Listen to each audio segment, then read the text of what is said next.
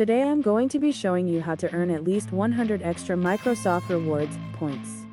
First, what you want to do is scroll down the page. Make sure that you've done all of your tasks and searches. I'm just going to do one of my quizzes, which will get me an extra 30 points for the day.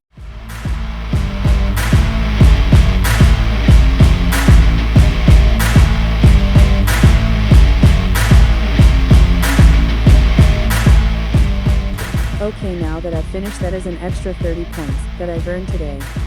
If you'd like to learn more, then I recommend you check out this video. Thanks for watching.